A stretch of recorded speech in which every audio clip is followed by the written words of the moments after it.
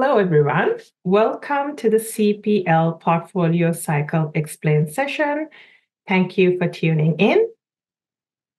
My name is Safra Najimuddin, and I'll be your co-presenter for this session. I am a registered early childhood educator and a professional practice analyst at the college. And I'm joined by my colleague, Deb. Awesome. Hi, everyone. My name is Deb Gores. I'm also a registered early childhood educator and a professional practice analyst with Safra. Thanks for joining us for this session today. On the screen, we see our agenda for today. So during today's session, we will cover an overview of the CPL portfolio cycle. Then we'll go over the portfolio components. And finally, we'll end with portfolio examples and resources. So that's our agenda for this session. We'll provide more details as we move through each section. Okay, so let's get started. So this slide highlights how continuous professional learning is an integral part of professionalism for RECEs. Introduced in 2016, the Continuous Professional Learning, which is CPL program, emphasizes lifelong learning, reflecting RECE's commitment to enhancing their practice and upholding ethical values and demonstrating accountability. So as you can see on this slide, there are key components of professionalism included here. So the first one is the protected titles of ECE and RECE signify a commitment to maintaining professional standards, reinforcing public confidence and trust through ethical values and effective application of knowledge and skills. And then the next component is connected to decision making, which is professional judgment is central to making ethical decisions, enabling RECEs to address the diverse evolving needs of their work while remaining accountable for their actions. And moving on to collective responsibilities, RECEs uphold accountability by taking both individual and collective responsibility for their action. This shared commitment supports ethical practices and ensures the effective use of knowledge and skills to strengthen the profession. And finally, we have leadership, which is demonstrated through active engagement with peers, providing support and committing to continuous professional learning. This fosters growth, adaptability, and the ongoing enhancement of professional practice. So as we kind of emphasized over here, engaging in lifelong learning is a cornerstone of professionalism. It ensures that RECEs remain informed, improve their practice, and uphold accountability to the public and the profession. Together, these elements form a holistic approach to professionalism, reinforcing trust, ethical behavior, and effective application of knowledge and skills, and obviously continuous professional growth in the field. And when we move on to this slide, we see an overview of the CPL program in its completed form. So if you're watching this, you're likely ready to begin the portfolio cycle, and you have already completed the educational components of the CPL program. And in this session, we'll guide you through everything you need to get started with the portfolio cycle. And in the next slide, you see the portfolio cycle. So this portfolio cycle has been designed, and it's more of a streamlined program, making it straightforward while preserving its core focus on self-reflection, self-directed learning, and alignment with the principles of the code and standards. So now the cycle spans 1 year, during which you are required to complete at least one professional learning goal. So it's 1 year, one goal. Okay, so this slide provides a detailed overview of the CPL portfolio cycle. As you can see through those bullets, the portfolio cycle is now annual, meaning you'll refresh your portfolio each year. The cycle is designed to encourage reflection on your practice with components that support thoughtful self-assessment. And each year, you'll set one professional learning goal to focus on. The cycle provides an opportunity to plan and engage in meaningful learning activities and experiences that enhance your practice. And there's also a dedicated space included in the document to document your professional learning throughout the year. And again, this kind of ensures your ongoing growth and alignment with professional standards. And now we get into the components of the portfolio cycle. So there are two required components of the portfolio cycle. So the first one, which is the pink box, is the reflection and planning tool. This is designed to support self-assessment and goal setting as part of your professional development.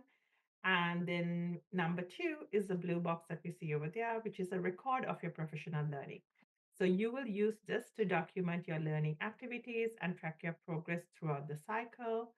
And in the next part of the session, Deb will guide you through a detailed explanation of these two portfolio components.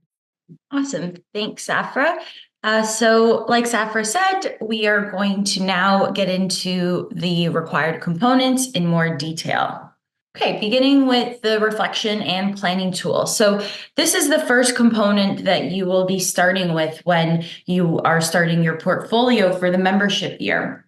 So this component has a three-part process. The first one is around self-reflection. So there's a number of reflection questions that you'll have to answer that will support you in thinking about your practice or support you in thinking about yourself as a professional, and honing into some of the areas that you want to focus in on or your learning needs for the year.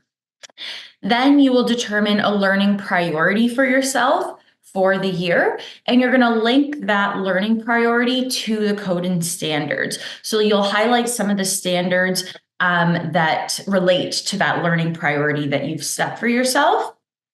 And then after you finish that section, then you'll develop one professional learning goal for yourself for the year, and you'll identify any learning activities or experiences that you may want to engage in over the year. So now let's look a bit more closely at developing that learning goal for yourself. So when it comes to developing your goal, a tip that could be helpful is to choose a topic that you're curious or passionate about.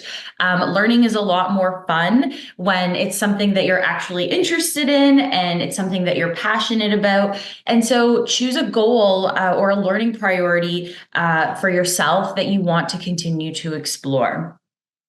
Or you could focus on something that you'd like to do in the future. So maybe mentoring is something that you're interested in engaging in the future. And so you want to spend the year learning a bit more around mentoring. Something else you could do is link your CPL portfolio goal with some other related current learning. So for example, are you already doing a portfolio for your employer? So do you have professional learning goals that you've set for yourself with your employer? And if so, you can use the same goal for your CPL portfolio so that you're not doubling the work for yourself. Or perhaps you are furthering your education, you're taking a course, or you're back in school. And so you can create a goal that is linked to your studies. So for example, maybe you are taking a course on child development this year, and you're going to link your CPL portfolio goal to child development because you're already doing the work. And another tip is around creating a goal that's based on increasing your knowledge on a certain topic versus putting something into practice, or both. So there's a couple examples here on the slide that help to describe this a bit further. So you can create a goal that's based on increasing your knowledge, and that might look like a goal that says, I would like to increase my knowledge on the theory of loose parts. So for example, another thing could be, I would like to increase my knowledge around mentoring in early childhood education, or I would like to increase my knowledge on child development theories, etc. Versus a goal that's more focused on putting something into practice. So that application piece. So a goal would look like, I'm going to apply my knowledge on the theory of loose parts, or I'm going to apply my knowledge on child development theories, or I'm going to apply my knowledge about mentoring with a student that I'm mentoring this year. So that's the difference there around a goal that's focused on increasing your knowledge versus a goal that's focused on the application piece and putting something into practice. And something to remember is that your professional learning goal is about you. It's about yourself as a professional. It's about increasing your professional knowledge.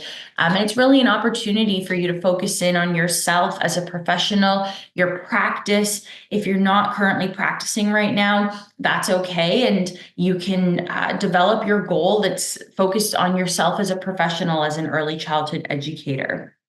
So here, this diagram just helps to show the breadth of CPL activities that you can take part in. A lot of times when we think about professional learning activities, the first things that come to mind are things like attending conferences or taking a course or attending a workshop or a webinar. And of course, those are great examples of learning activities, but they're not the only types of learning that matters and that can support you in your practice and as you as a professional. So this diagram can be found in the CPL handbook, but some examples of learning activities could be things like reflective journaling, mentoring or coaching, advocacy, professional networking, listening to podcasts and documentaries. There's lots of great podcasts out there related to the early childhood education sector and related to the Ontario sector as well. Engaging in a community of practice is a great way to learn with other educators and from other educators. Maybe you're interested in writing resources or blogs, supporting with policy review or policy development. So a lot of different types of activities that you can engage in for your portfolio. And so just wanted to highlight the breadth of those activities here. Okay. So the second component is the record of professional learning. And so the record is broken into two sections. So section A is what you're going to be completing throughout your cycle. So now that you've set a professional learning goal for yourself, you're starting to engage in your learning activities throughout the year. As you engage in those activities, you're going to jot down brief descriptions of what you engaged in and perhaps some dates. So maybe you attended a community of practice, and so you'll jot down a brief description of what was discussed and the date of the community of practice meeting. Then you're going to include any documentation that demonstrates that you engaged in that professional learning. And the next slide will highlight some examples of documentation, because that can be a bit trickier when you're engaging in activities like communities of practice, for example, or listening to a podcast. Documentation for that might not be it's not going to be a certificate. It's not going to be an agenda and things like that. So we'll highlight some examples on the next slide. And then you'll include a brief description of your next steps. So what's next for you in your learning? How has this supported your practice? How has that learning supported you as a professional? So you'll note some reflections around that. And then the second section in the record of professional learning is a final reflection. So the final reflection is something that you'll complete at the end of your cycle. So at the end of your membership year, when you're getting ready to renew your membership, that's when you'll complete the final reflection. And it's going to ask you a series of questions to reflect on the year, reflect on the learning that took place. Maybe there's things you're still curious about. Maybe you found that you didn't actually get to do all the learning that you hoped you'd do. And so those are some things that you can discuss in that final reflection there. So here's that slide that highlights some of the different forms of documentation. So just like the diagram that highlighted the different types of learning activities, here we're looking at different forms of documentation. So when you're doing things like attending conferences or watching a webinar, going to a workshop, you might get things like certificates or agendas or receipts.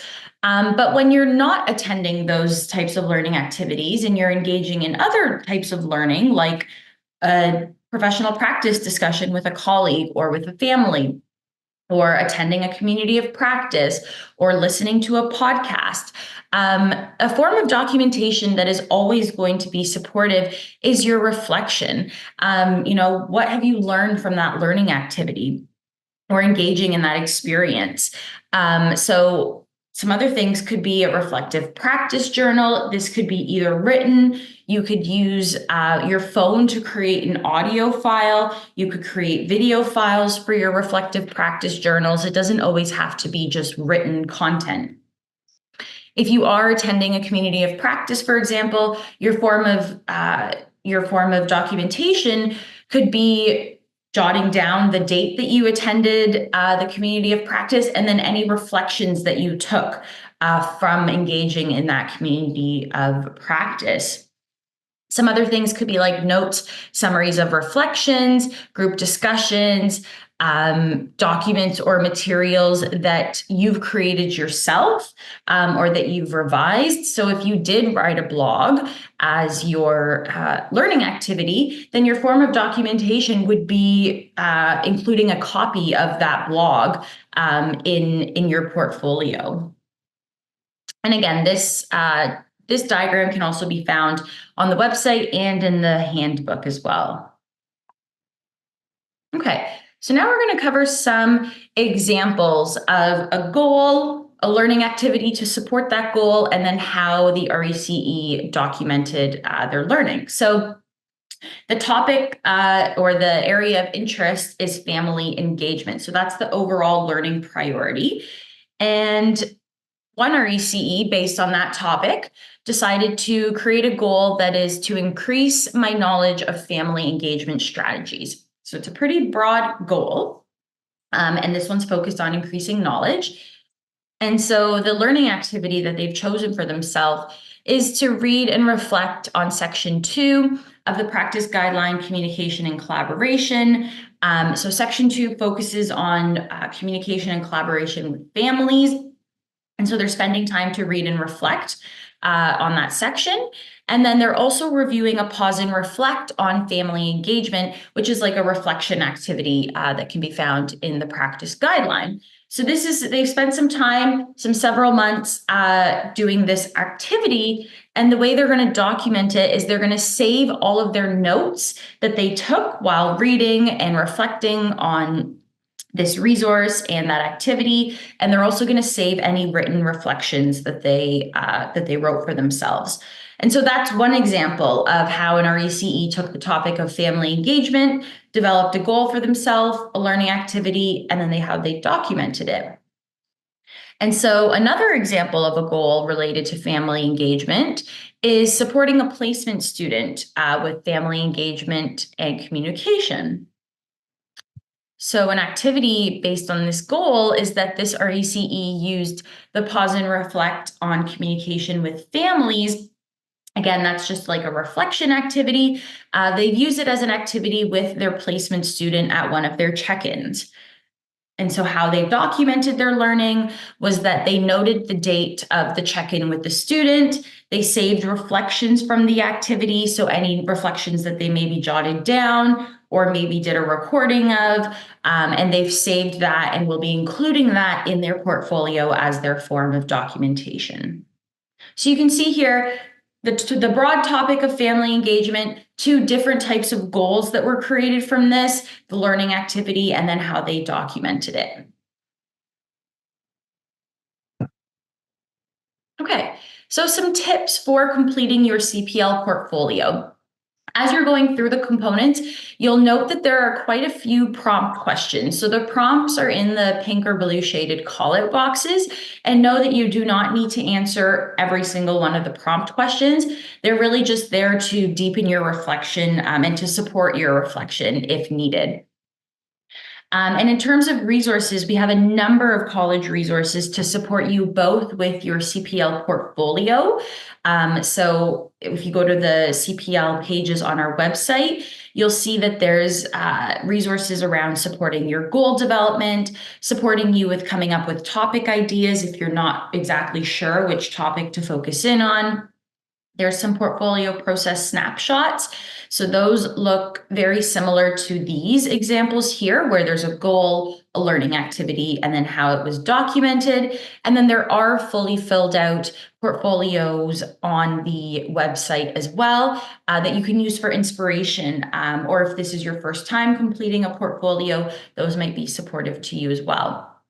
And those highlight RECEs who are working in different areas of the sector as well. And then we also have practice resources on the website, such as practice guidelines, practice notes, scenarios, reflection guides, professional advisories, and those can all be used as learning activities for your portfolio, whether it's for independent reading, to use in a check-in with a student, to use for, support a staff discussion. There's lots of different ways that the resources can be used for your portfolio and for your professional learning. So here are some recommended timelines for completing the portfolio.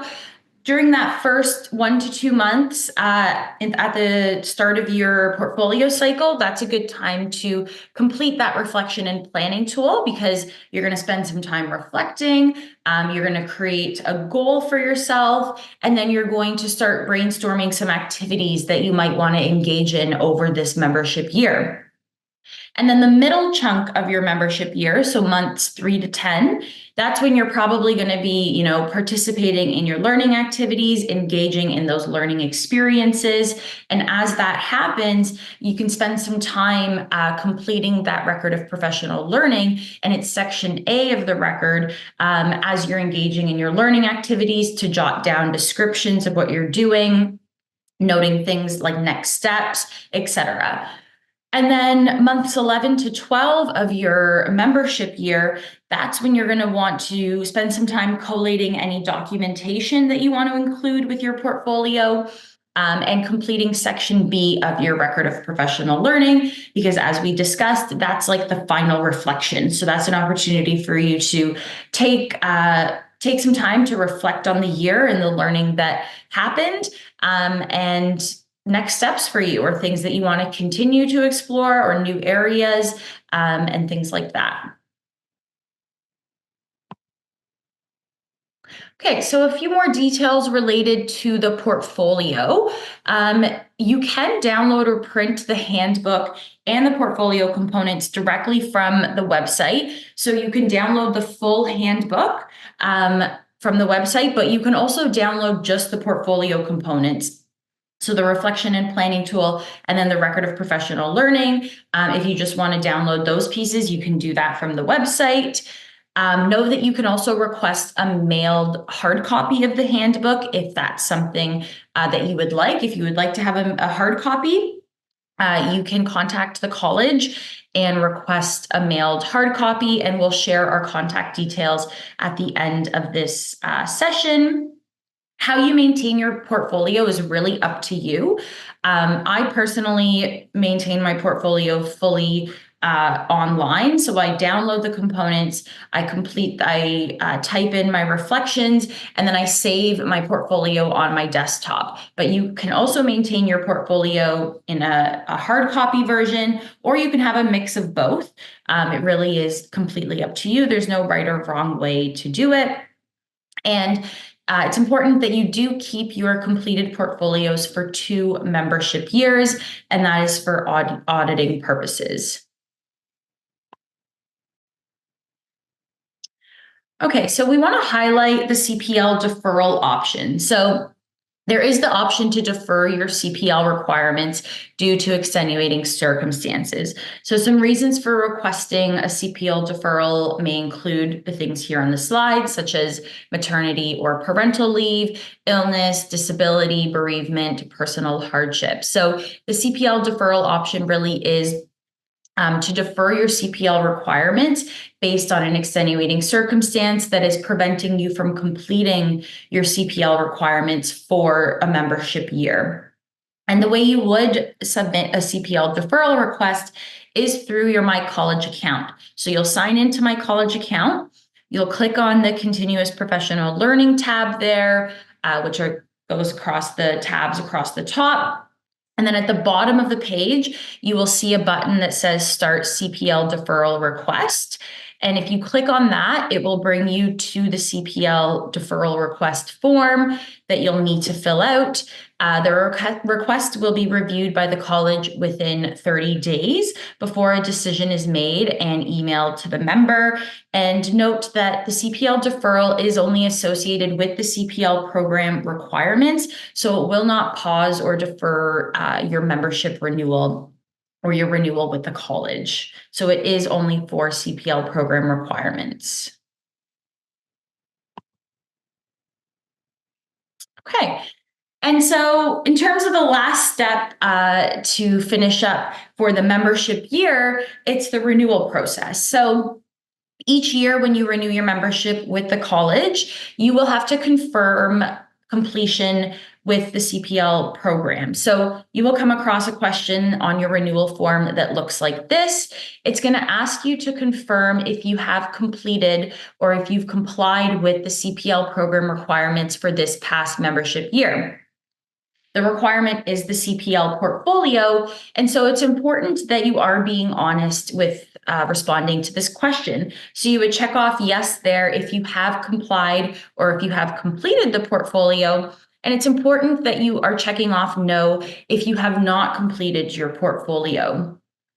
So know that if you haven't completed your portfolio and you answer no to this question, it's not going to prevent your renewal from being processed by the college. So your renewal will still be processed. What's going to happen is that the college will follow up with you via email, and they'll provide you a timeline to comply with your CPL program requirements in order to prevent a suspension.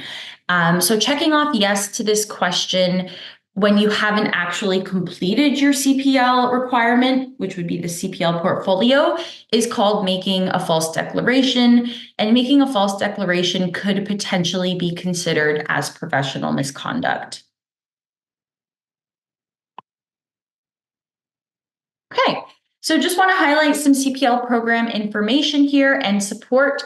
So if you would like to find additional information about the CPL program requirements, you can check out a number of different sources. There's the Notice of Continuous Professional Learning Program Requirements. This document outlines the overall CPL program and what is expected of all members. On our CPL web pages, you can find a number of different resources, information, videos, etc. We also have a YouTube account that highlights or has a number of different CPL video resources on there. Reviewing your emails from the college is important. Email is our number one way that we communicate with members. And so we'll send reminders, resources, supports, etc. And then also check your profile on My College account throughout your membership year to stay informed on your yearly CPL program requirements. And know that if you still have questions or need help around the portfolio or the CPL program in general, you can contact the professional practice department either by calling us at that number there and then selecting option 2, which will connect you to the professional practice department, or you can email us directly at cpl@college-ece.ca. Thank you, Deb, for that detailed guide of the portfolio cycle. And thank you, everyone, for your attention and engagement throughout this session. As this is a recording, if you have any questions about the CPL program or need further information, we encourage you to reach out to us. Our contact information is on the previous slide. We are happy to assist you. We hope that you found this session helpful in navigating the CPL portfolio cycle. That concludes the information we wanted to share with you today. Thank you again for your participation, and we look forward to supporting you in your professional learning journey. Thank you. Thanks, everyone.